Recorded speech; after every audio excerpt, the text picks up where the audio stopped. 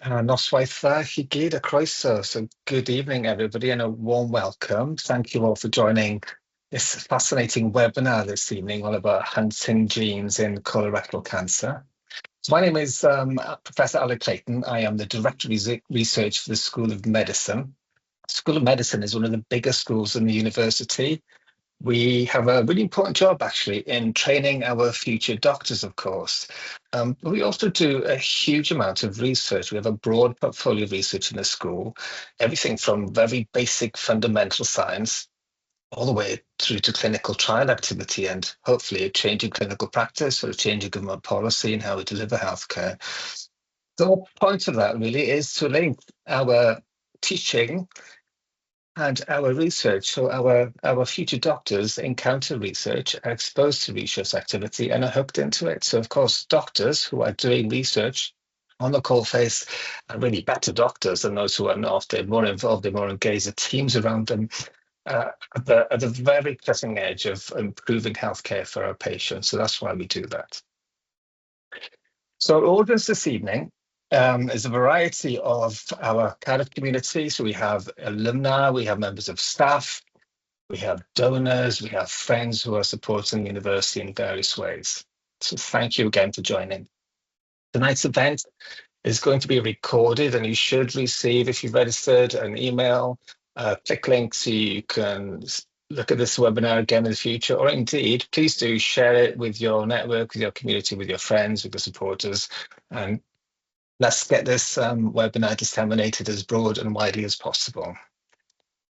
So I will be introducing soon our speakers, our main speakers of the evening, which will be Professor Jeremy Cheadle and a PhD student, Amy Houseman. They both sit within the Division of Cancer and Genetics in the School of Medicine. So Jeremy is a long-standing professor in the school with a deep, deep understanding of genetics of cancer. He is himself also a proud alumnus, having been awarded his PhD here some years ago. So Jeremy and Amy will be telling us all about research and they're taking here at the school and the role of graduate students who come to the school to undertake a PhD with us. The crucial role students like Amy play in generating new data, new understanding, and helping us really pinpoint genes related to causing cancer. They are pioneers, and who knows what their work will turn into in the future. The future breakthroughs are dependent on what they've discovered. So before I invite Jeremy and Amy to talk, I just want to put their research into a little bit of context, if I may, in terms of the research environment for cancer at Cardiff University. So the statistics of cancer are, of course, rather grim. So in the United Kingdom, we see 1,000 new diagnoses of cancer every day, 1,000 every day. And 1 in 2 people will encounter cancer themselves during their lifetime. So the stats are grim. Cancer research is one of our principal biomedical research themes at the university. It is a complex topic area and it requires multidisciplinarity. So expertise from a whole range of topic areas come together to try and tackle this problem. A colleague of mine used to say cancer research is not rocket science. Of course, it's much, much more challenging than that. We've been putting rockets into space for years, decades. Yet we are still unable to ensure that we cure everybody who has cancer. So this is a phenomenal challenge that we face. So basic pioneering work is essential to underpin future developments in cancer treatment. At the university, we partner closely with Cardiff University Health Board and Velindre University NHS Trust as a tripartite arrangement to form the Cardiff Cancer Research Hub. We also, of course, work with colleagues and collaborators elsewhere in the UK and globally. So we've received some questions in advance, but I would really like the audience to be brave and participate in asking questions at the end of the session. So what I'd like you to do is click on the Q&A box at the top of the screen and type your question in there. And I say to people, there's never such a thing as a stupid question. Don't be hesitant. If you think your question is silly, I bet you there are 10 or 20 people on the call who also have the same question, would like the answer to that question. So please be brave, participate in that discussion with me. So that's enough for me. I'm going to hand over now to Jerry and Amy, who are going to tell you about how they hunt genes for colorectal cancer and the important role PhD students play in research endeavours in the school. So thank you, Jeremy. I'm handing over to you.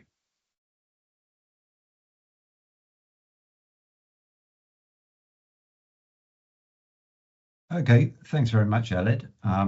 So just bear with me and I'll share my screen to find my presentation.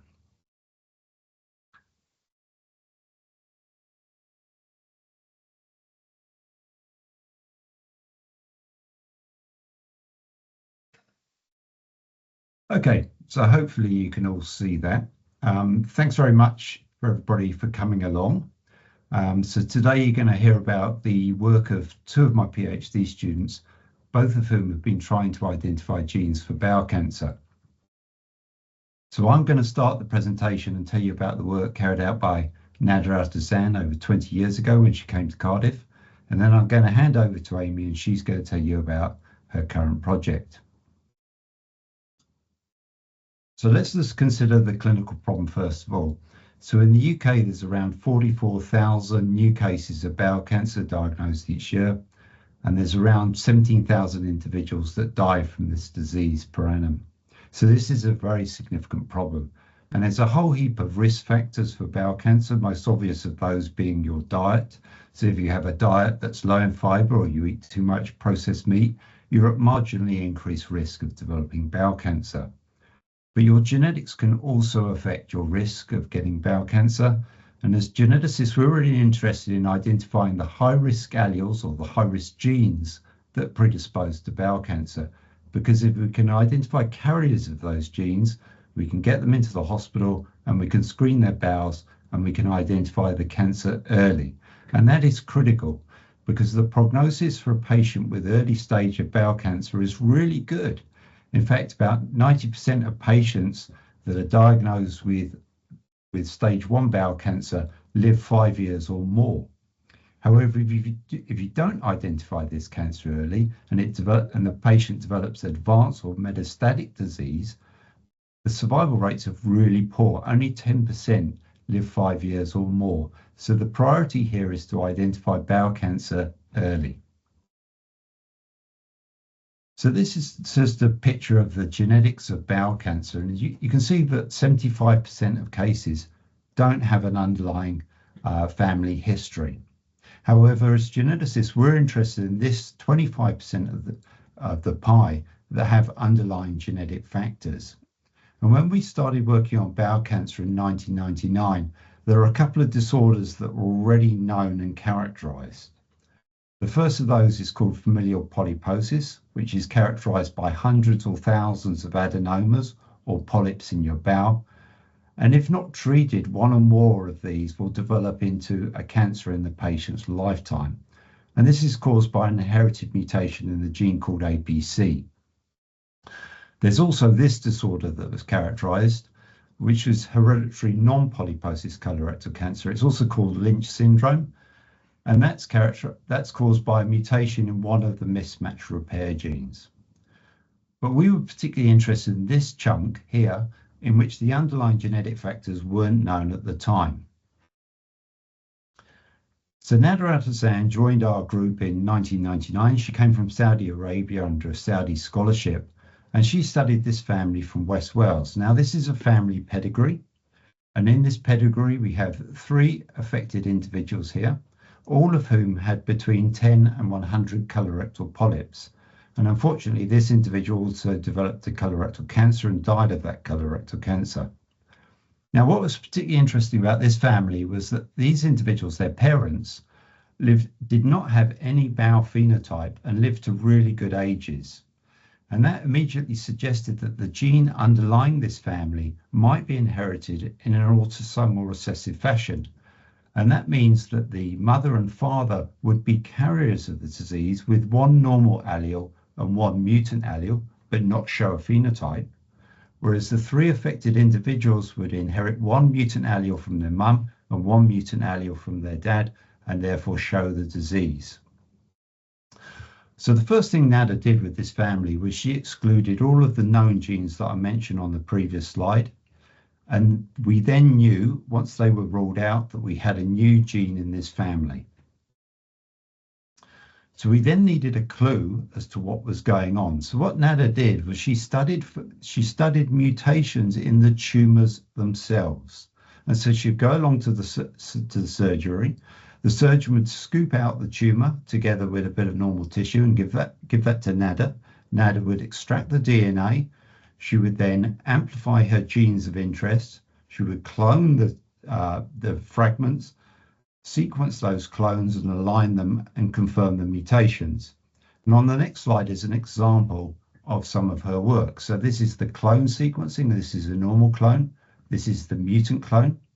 This is aligning them to the 2 alleles you have in your DNA. And this is confirming it by an independent assay. So this slide shows 1 mutation in one of the tumours. So in the normal clone, we have a G at this position here, whereas in the mutant clone, we have a T at that position. So this is a G to T mutation. All of the clones on that allele had that G to T mutation, and this was confirmed by an independent assay. So Nada did this for every tumour she had available from our family. And what she found was there were loads of G to T mutations in their tumours. And this was a really big clue. And that's because G to T mutations are actually incredibly rare in colorectal tumours. We knew this from the literature. But we then needed to work out what was the underlying cause of all these G to T mutations in their colorectal tumours. And for that, we need to go back to your GCSE or A-level or O-level biology. So you have 4 bases in your DNA, one of which is guanine. And when guanine is exposed to oxidative damage, it converts into aoxyguanine. Now, guanine normally pairs with cytosine, whereas aoxyguanine likes to pair with adenine instead. And those aoxyguanine adenine mispairs actually get converted to G to T mutations.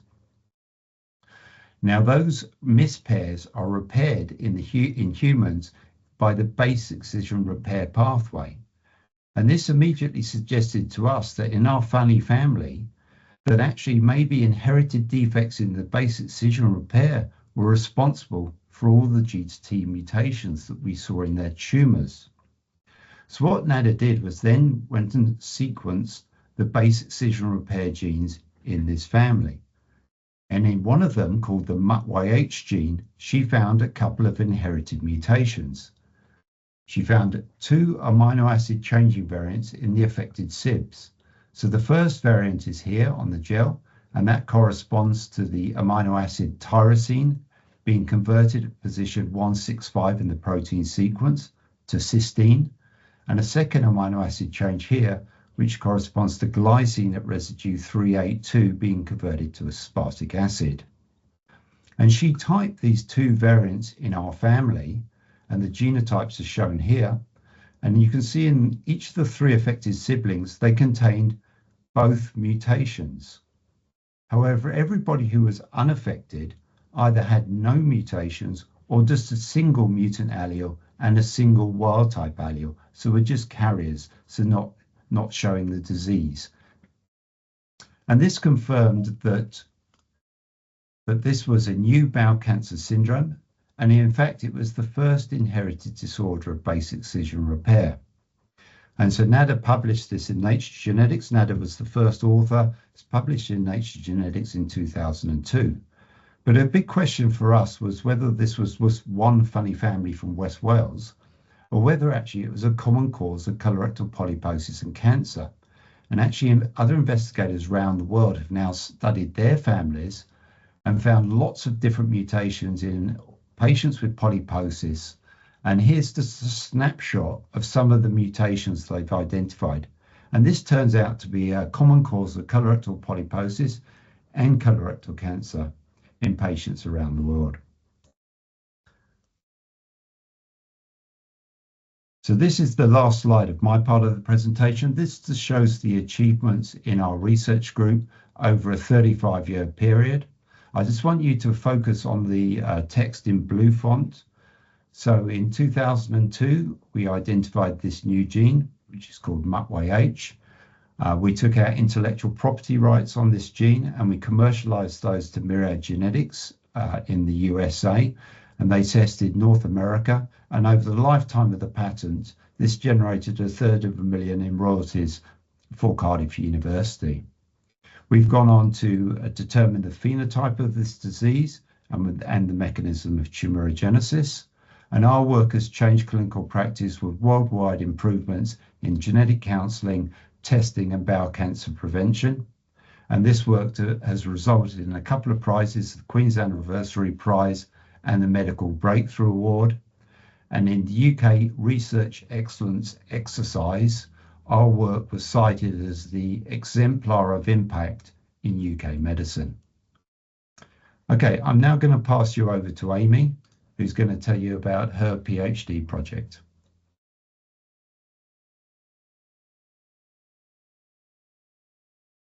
Yes, so I'm a PhD student with Jerry. I started in October 2021, and I'll just be giving you a little overview of my project, which is about identifying novel genes using sequencing data.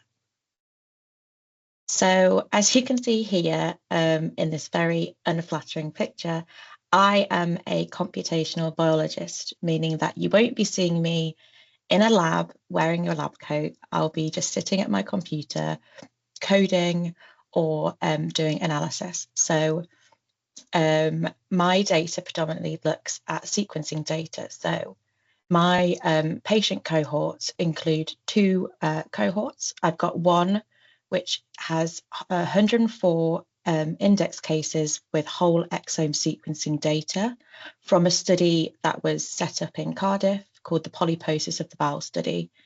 So whole exome sequencing data means that we are just using mutations in the protein coding regions of genes.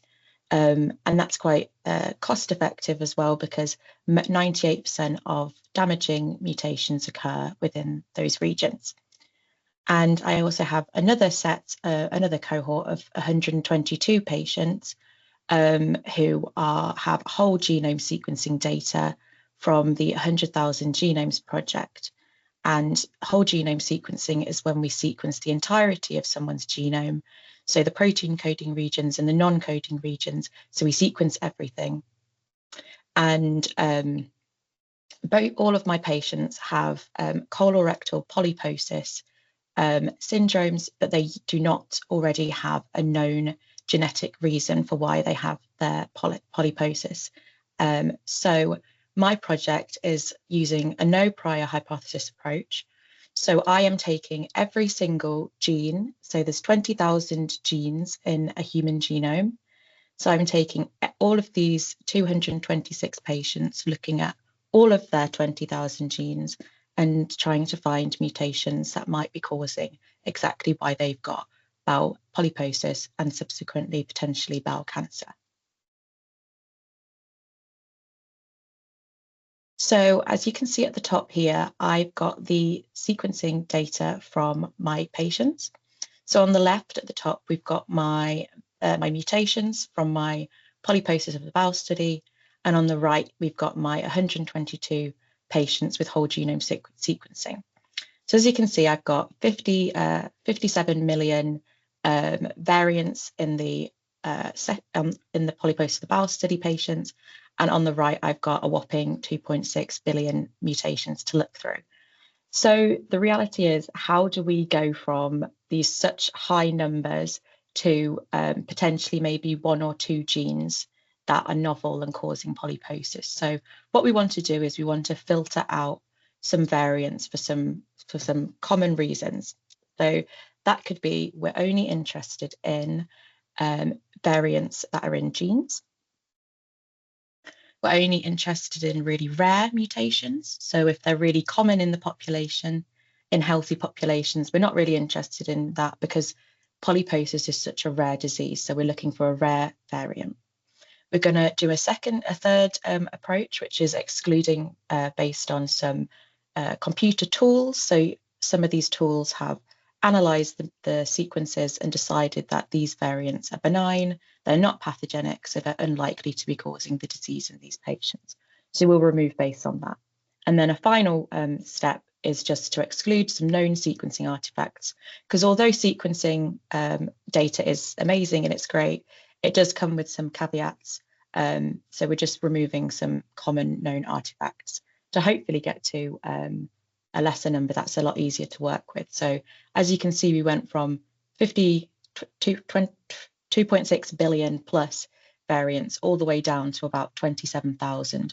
So although that's a lot of variants still to look at, it's definitely more manageable. So what we decided to do after this point was let's look for certain mutations. So we're looking at loss of function mutations. So loss of function mutations are mutations that are predicted to truncate the protein or mean that the protein isn't going to be formed properly. So it's not going to work when it's expressed, or even if it is expressed, it won't be working properly. So we looked for mutations in 2 or more index cases in the same gene so that we could have 2 families with the same kind of method of disease. So what we did is we first, so we got 1,303 genes, which is a lot to look at. So we decided let's apply something called a Loof metric. So a Loof metric is a measure of how tolerant or intolerant a gene is to loss of function mutations. So what we can do is we can look at a database of about 1 million healthy individuals around the age of around 50 or 60 to see, do these genes commonly have lots of loss of function mutations in them? If they do have lots of loss of function mutations in them, then you would, if it was a pathogenic or a damaging variant in a gene, you would expect all of these healthy individuals to be walking around with bowel cancer, but we know that that's not the case. So let's exclude genes that tolerate loss of function. So instead, we're looking at genes that intolerate loss of function. So then we went down to 65 genes, which was quite a nice drop from 1,303. And then again, we excluded some common polymorphisms, so only looking for rare variants. And then again, doing a similar technique of excluding poor sequencing artifacts. So what we were left with is 10 genes, one of which was APC, which is quite reassuring actually, because if you remember from Jerry's slides, APC is a known colorectal polyposis predisposition gene. So the fact that through our filtering method, we were able to identify a known gene is quite reassuring and made me feel a lot better about my research. And the second point is that we identified a gene of interest called BCL9L. So we needed some more information on BCL9L. So what we could do is out of the, if you think about the original hypothesis, I took 20,000 genes and the 2 genes that were outputted, one of them is APC, a known gene. And the second gene was BCL9L, which, as you can see here, is directly downstream of APC.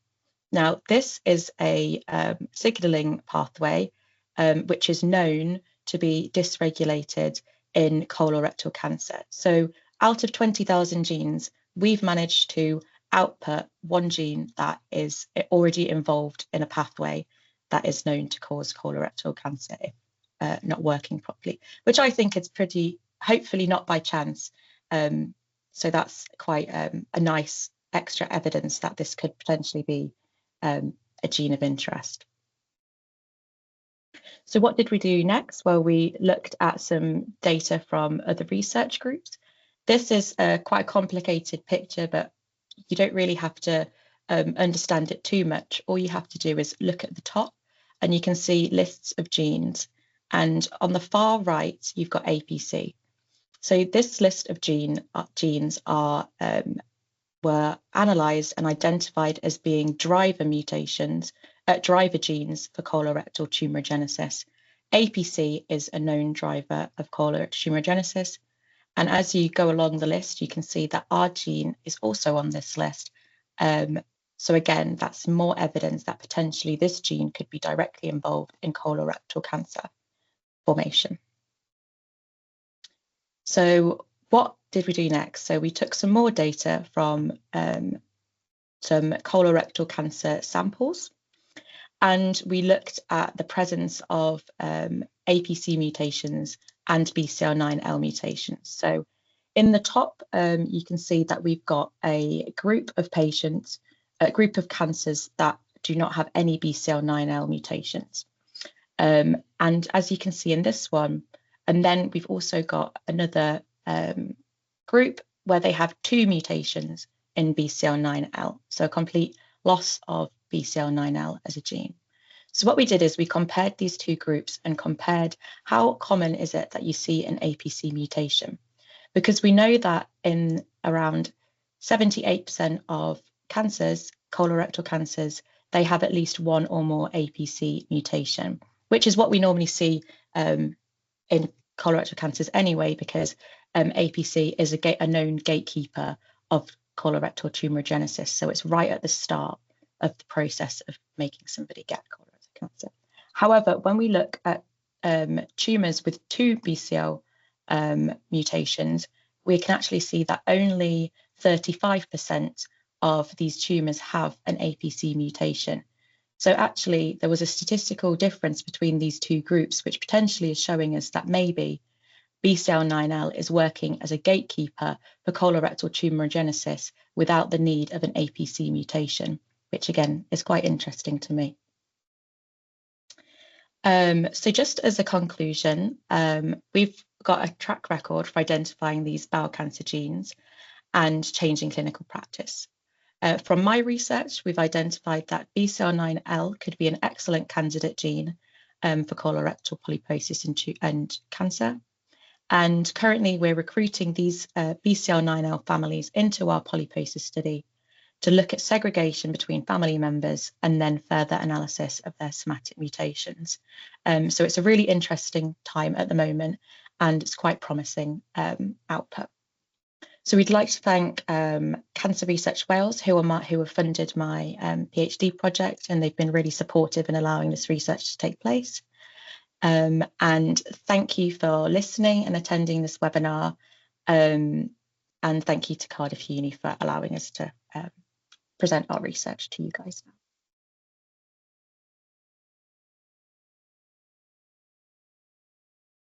Thank you both for a beautiful overview of the work you've been undertaking. Jeremy, for a long amount of time, actually, it's wonderful to see the history and the progression of your contribution to the field. So thank you for that. So audience, please, the floor is open for questions. So please feel free to type in any questions that you have in mind into the Q&A box, and we'll field these to our presenters. Just to get us up and running then. Okay, so in terms of these new genes and your discovery of these new genes, the big question, I guess, is so what in terms of how the patient might be treated in the light of your discovery? So how would you describe the bigger picture consequence of the discovery then, Amy?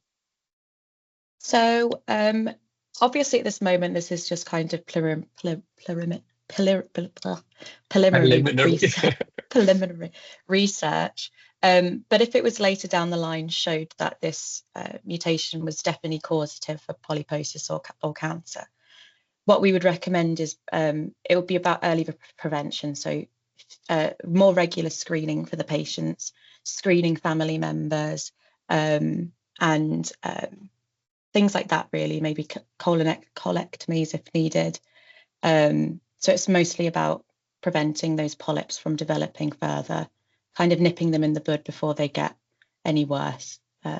So screening the genes before it gets to that point. Okay, have you anything to add to that, Jeremy? No, I think that's the key. It's all about identifying at-risk individuals, and once you've identified them, then you can offer them regular surveillance colonoscopies. I think so MUT-YH, I think it's around, once you've found an index case, at-risk family members are sort of in at age 18 and colonoscopies every couple of years. And so they just keep an eye on the bowel. And if you identify a polyp or, multiple polyps, then you basically take out that polyp or take out that chunk of bowel. And it's as simple as that, really. The screening process you described there, guys, the colonoscopy is quite an invasive procedure. Not something anybody would volunteer to undertake, frankly. So do you envisage any advancement in the procedures around screening? Do you have to go in with such an invasive process to get that kind of information about the tumour? Well, I think that's the standard first line thing, is to get a colonoscopy. I think, the genetic test comes downstream after that, as far as I'm aware. I think so. I don't see that changing at the moment. I think maybe in the future we could talk about newborns getting screened genetically, but I don't think we're anywhere near that, and I certainly don't want to go into that conversation because that's a whole different debate. So we have a question around the concept of circulating tumor DNA. So I guess tumors somehow getting their DNA into the bloodstream, whether there are avenues for picking up these mutations from blood samples as opposed to going in with an invasive process to get the tumor. Do you think there's possibilities around that? Yeah, absolutely. So I think we have to recognise the problem. The problem is the levels at which the tumor DNA are in the blood are incredibly low. Okay. And so you're just trying to detect these very low-level mutant alleles in amongst a background of lots of healthy DNA, healthy normal DNA. So the challenge then becomes detecting those mutant alleles in amongst the background of the assay. So the sort of background mess of the assay in terms of sort of error rates from the enzymes or error rates from the assay. So you've got this sort of threshold that you've got to detect these tiny little mutant peaks above this background. And I think what's happened over recent years is that background noise has just dropped dramatically because the techniques are so much better now. The enzymes are better and the methodology is better. And actually, I'm quite encouraged by some of the assays that are out there now. And I think there's real promise in this sort of approach of cell-free tumor DNA analysis. And I would add to that I don't see it necessarily happening in every hospital, because actually I think this is going to be really, really tricky to do, because you need really clean environments. So you don't want any contamination. So I can see it being done in custom laboratories with separated rooms for separate workflows, with positive or negative airflow, depending on how you look at it, with scientists in gowns and masks and that sort of thing. So I do see this happening in private sector companies, and it being outsourced. I don't know how much it's going to cost, but I see it absolutely being the future of testing. So I'm super enthusiastic about it. I don't know which specific assay, though. I think there's quite a few being trialed at the moment, and I think that other people are developing their own assays. But I think the concept of it is spot on and definitely the future. I'm much more enthusiastic about that than I am about drugs for treating things and adding a few months extra to patients. So there's a few questions around the bowel cancer focus here, and whether these genes that you've discovered are relevant for other types of tumours, or whether they're very specific to bowel cancer, and therefore its relevance to a broader cancer context, I guess. Yeah, I think that's a great question, and I guess I guess you sort of asking, well, so if we just take the myfyrwyr gene, for example, which is a defect in basic excision repair, in general, the phenotype is specific to the colon. Well, why is that? Why don't we get brain tumors, breast tumors, tumors all over the body? Why is it just in the colon? And I think that same question could be asked of most of the genes for cancer. They are quite specific towards tissues. And I think there's several possible reasons. First is they could be expressed in a specific tissue, okay? And that's why you get the disease in that tissue. But for bowel cancer, I don't think that is the answer. I think if you look at bowel cancer, and let's consider the myfyrwyr gene first of all. So the myfyrwyr gene is an oxidative damage repair gene, and the highest levels of oxidative damage are probably in the gut because that's affected by your diet. So if you're having a high carbohydrate or a high fat diet, you've probably got lots of oxidative damage going on there. And after 20 or 30 years of oxidative damage in your gut, those cells that are myfyrwyr deficient are probably then getting damaged enough. So that's why it's probably a bowel cancer phenotype. But I would also add it's more complicated than that, because if you take the APC gene, which underlies FAP, then that's a Wnt signaling pathway gene, and cells in the colorectal epithelium are particularly susceptible to Wnt signaling, levels of Wnt signaling, whereas it's thought that other epithelial cells elsewhere in the body aren't so susceptible. So I think in that case, it's a susceptibility of those epithelial cells in the colon they have that lower threshold to then sort of grow into a cancer. So I think you could look at expression, you can look at exposure of, other factors, and you can look at specific thresholds of that tissue. And of course, it could be combinations of all three. So not a simple one to answer. It's definitely, as I said, not rocket science. Multifactorial and immensely complex. This leads on to some really interesting questions here from the audience, actually. One around, sorry for paraphrasing the question, but around the microbiome of the gut. And what do we know about the influence, perhaps, of the microbiome, the makeup of that, and maybe adjustments in that from dietary interventions or what have you, on the initiation and the course of disease? So I'm going to ask that one for Amy.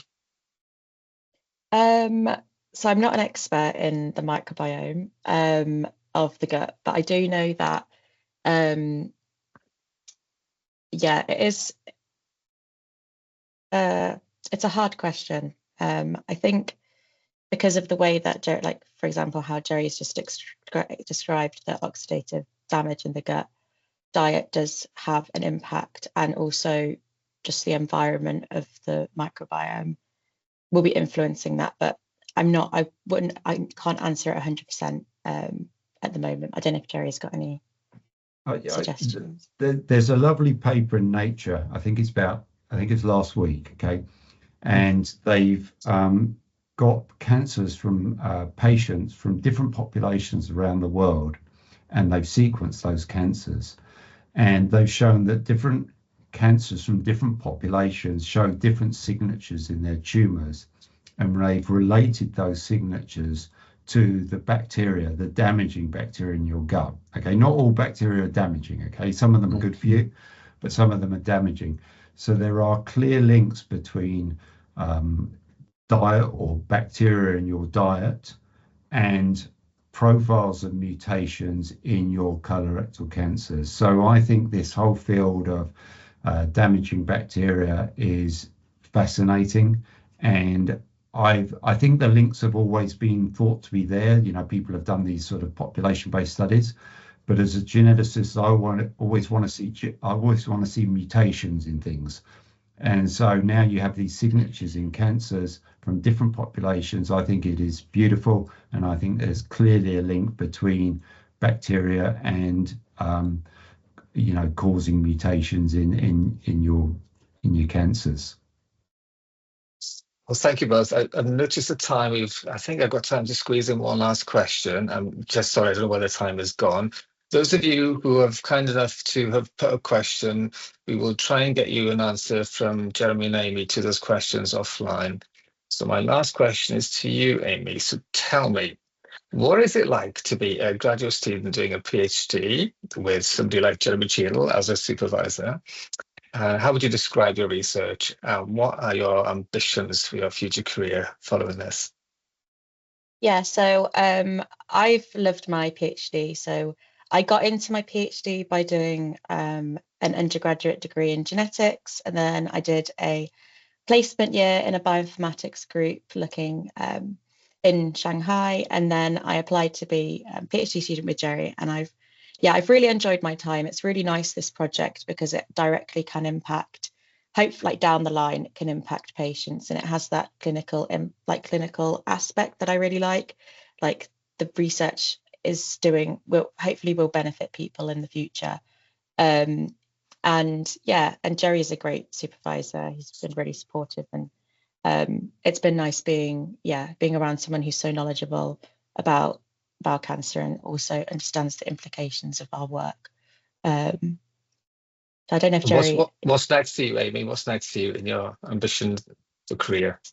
So finish my PhD is number one, and then I've got a couple of options. I could either stay in academia, or I could move to the industry and work in a company. I think I'm more leaning towards working in a company rather than staying in academia, and hopefully still doing a job that could benefit patients and is still around genetics and improving, preventing diseases from developing and things like that. So maybe keeping in my coding skills, but also maintaining that genetics background. So not sure 100%, but something. I think the world is your oyster, Amy. I'm sure the audience and myself, we wish you well with whatever direction you choose to travel in. So it just leaves me to thank our two speakers enormously for presenting today and taking the questions, and of course thanking our audience for attending. You will receive an email with links for the recording of the webinar and how to interact in terms of your questioning. But do keep an eye out for other events. Our next event is all about developing medicines of the future. We have a presentation from our Medicines Discovery Institute on Tuesday, the 10th of June. So again, register online to attend that. I'm sure that'll be a very interesting webinar topic as well. Information on how to get involved with Cardiff University, volunteering time to help our students, or helping to fundraise for our research. Research funding at the moment is really challenging, so anything you could do to support that would be extremely gratefully received. So for myself, Jeremy and Amy, diolch yn fawr i chi gyd, hwyl fawr, thank you and goodbye.